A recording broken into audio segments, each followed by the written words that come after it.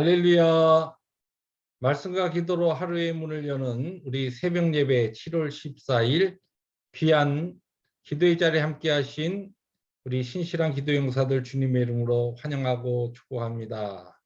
오늘은 시편 146편 우리 11절부터 우리 16절 말씀 함께 낭송하시면서 새벽 예배 시작합니다. 그들이 주의 나라의 영광을 말하며 주의 업적을 일러서 주의 업적과 주의 나라의 위엄 있는 영광을 인생들에게 알게 하리이다.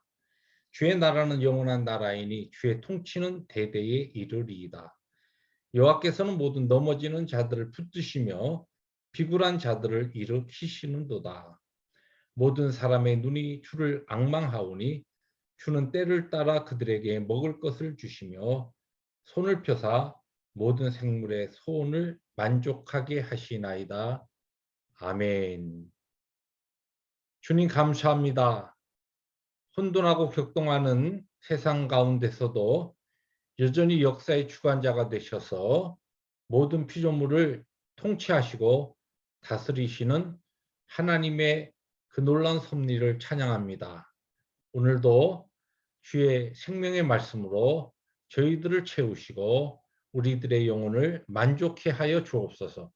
예수님의 이름으로 감사하기도 합니다. 아멘. 오늘 말씀은 출애굽기 39장 1절부터 21절 우리 교독해 나갑니다. 그들은 여호와께서 모세에게 명령하신 대로 청색, 자색, 홍색 실로 송새에서 섬길 때 입을 존귀한 옷을 만들고 또 아론을 위해 거룩한 옷을 만들었더라.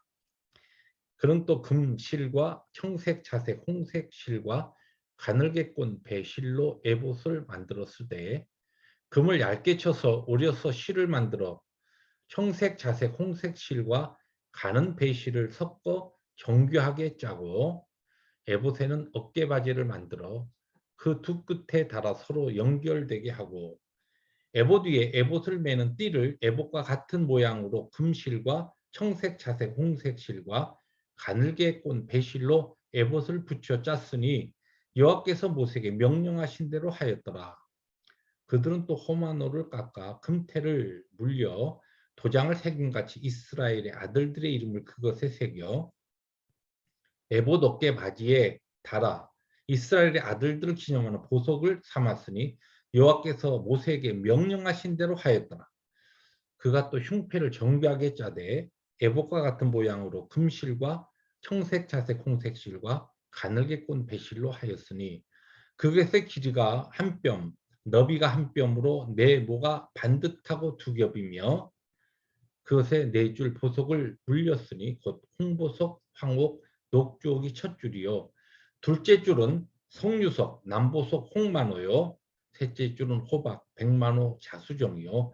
넷째 줄은 녹보석, 호만호, 벽옥이라 다 금태에 물렸으니 이 보석들은 이스라엘의 아들들의 이름 곧 그들의 이름대로 열둘이라 도장을 새김같이 그 12지파의 각 이름을 새겼으며 그들이 또 순금으로 녹분처럼 사슬을 따 흉패에 붙이고 또 금태 둘과 금고리 둘을 만들어 그 두 고리를 흉패 두 끝에 달고 그 다음 두 금 사슬을 흉패 끝 두 고리에 꿰 매었으며 그 다음 두 사슬의 다른 두 끝을 에봇 앞 두 어깨 받치에 금태에 매고 또 금고리 둘을 만들어 흉패 두 끝에 달았으니 곧 그 에봇을 마주한 안쪽 가장자리에 달았으며 또 금고리 둘을 만들어 에봇 앞 두 어깨바지 아래 매는 자리 가까운 쪽 곧 정교하게 짠 에봇 띠 위쪽에 달고 21절 함께 봅니다. 청색끈으로 흉패고리와 에봇 고리에 꿰어 흉패로 정교하게 짠 에봇 띠 위에 붙여서 에봇에서 벗어지지 않게 하였으니 여호와께서 명령하신 대로 하였더라. 아멘. 네, 오늘부터 이제 앞으로 3일 동안 우리들이 함께 묵상하게 되는 이 출애굽기 39장은 제사장 의복을 이제 제작한 그 내용과 그리고 마지막 이 성막을 여러 기구들을 완성하여서 모세에게 가지고 오고 모세가 그것을 보고서 이스라엘 백성들을 축복한 내용으로 이 39장이 전개됩니다. 오늘 이 39장 가운데 조금 눈여겨 보고 싶은 내용이 무엇이냐면 이 반복되는 내용인데 1절에 보면 이런 말씀으로 시작이 됩니다. 39장이 그들은 여호와께서 모세에게 명령하신 대로. 그런데 이 여호와께서 모세에게 명령하신 대로 이 표현이 39장에 10번 반복해 나옵니다. 왜 10번이나 반복할까요? 중요하기 때문이죠. 성경은 반복되는 내용이 있을 때는 그것은 중요한 거기에 메시지가 있다는 것이죠. 39장과 40장, 39장에는 이것이 10번 이 반복해서 나오고 이제 40장으로 출애굽기가 막을 내립니다. 그러니까 어떻게 보면 39장과 40장은 출애굽기 전체 결론이라고 할 수 있는데 이 출애굽기의 내용이 마무리되면서 40장에는 이 동일한 표현이 8번 등장합니다. 그러니까 마지막 이 출애굽기에 하나님께서 이스라엘 백성들을 애굽에서 구출하여서 그들에게 이 광야 생활을 하게 하면서 하나님께서 그들의 하나님으로 그들과 함께 하시며 그들의 제사를 받으시고 또 그들의 하나님 앞에서 그들에게 친히 임재하시면서 그들을 보호하시고 인도하시는 이와 같은 놀라운 역사가 어떻게 이루어졌느냐 이것이 출애굽기 내용인데 이 마지막 결론 부분에 반복되는 내용이 여호와께서 명령하신 대로 그들이 행하였다는 것입니다. 여러분 오늘 우리가 읽은 이 본문 이 39장의 제사장 의복을 제작한 내용이 이 앞서서 출애굽기 28장에 보면 하나님께서 모세에게 아주 자세하게 제사장의 의복을 어떻게 만들어야 될 것인가라고 하는 그런 내용을 가르치는 내용이 나옵니다. 하나님께서 명령하신 내용이 1차적으로 28장에 등장하죠. 사실 이 39장보다 조금 더 어떤 그 세세한 내용은 조금 더 들어가 있죠. 근데 오늘 거의 같은 내용이 지루할 정도로 반복되면서 39장에 또 언급되고 있습니다. 왜 그럴까요? 예. 이 내용이 그것만큼 하나님의 이 명령하신 대로 이스라엘 백성들이 그대로 오차 없이 한치의 이상 없이 오차 없이 말씀대로 순종하여 성막을 만들었다는 것입니다.